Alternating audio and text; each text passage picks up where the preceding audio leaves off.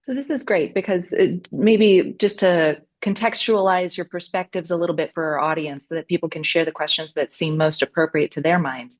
We've got Rob, the representative of a financial entity that is super that just has extremely deep music expertise that both invests in companies that invest in catalogs like Duetti and also helps music companies raise money and sell themselves and do those kinds of things. So we've got the guy who has the deep music financialization background.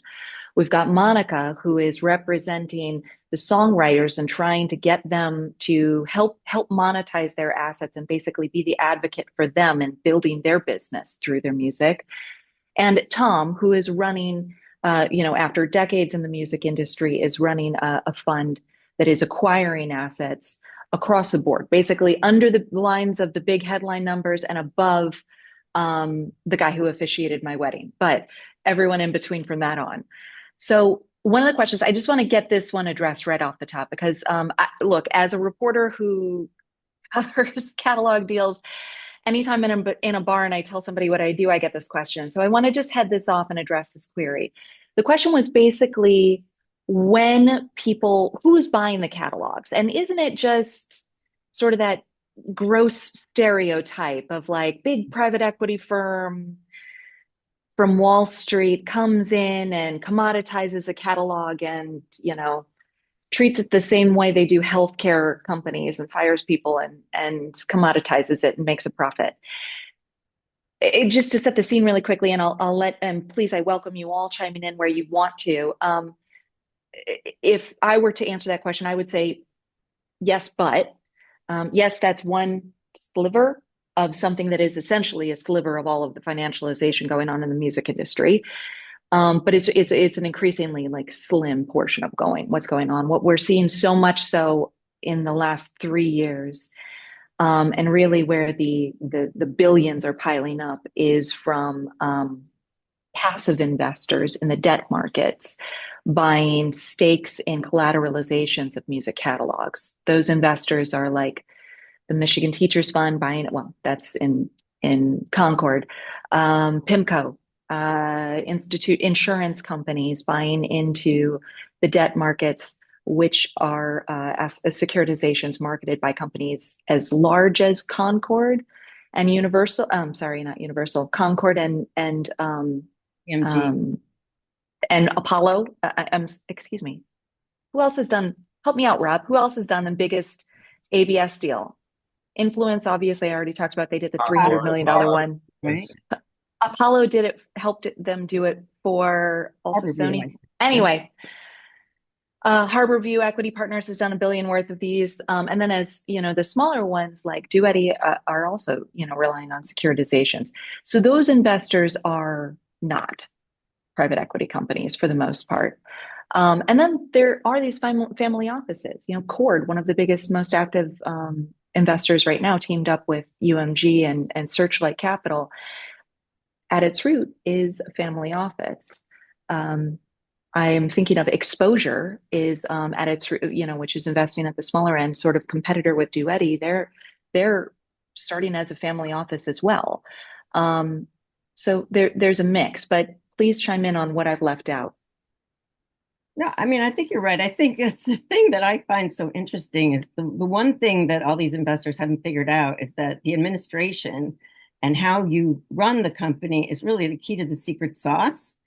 And at this point, I mean, a lot of people that we've talked to are invested in the market. They don't believe anybody grows their market. Everybody says they do that, but they're not seeing it. So one of our big investors, they actually made me write a case study of how I've grown catalogs.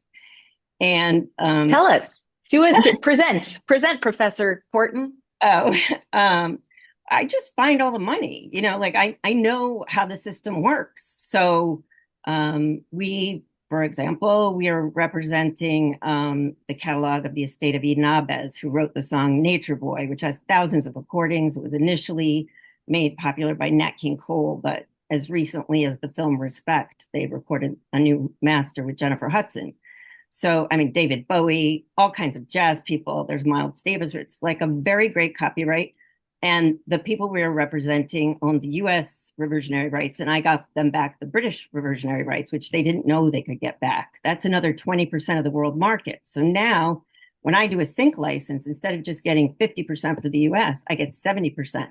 That makes a big difference when you're doing multiple $25,000 licenses or more. And so, we did a lot of licensing.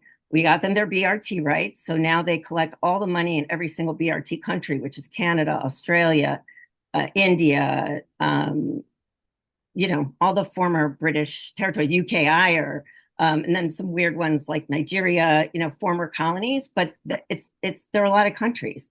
And if your music's streaming well in those countries, you get all that money plus the performance money. It all adds up.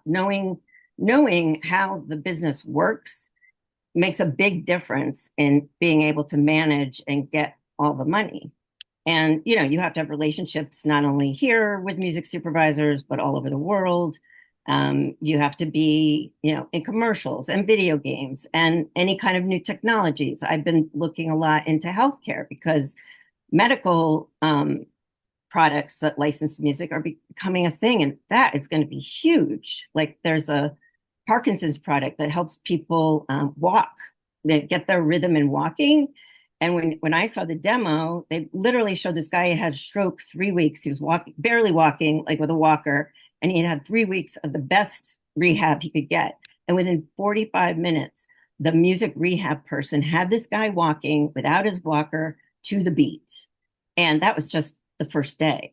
So this item is kind of like a Walkman that has proprietary songs that have been licensed, and they give them like the genre that they like, because they find it's even stronger for helping people if they like the music, if they have memories of that music. But this is just the tip of the iceberg for medical licensing. I think there's going to be all kinds of things for kids with anxiety or depression, or we know there's lots of research that people with Parkinson's can dance like no tomorrow, as if they're totally healthy.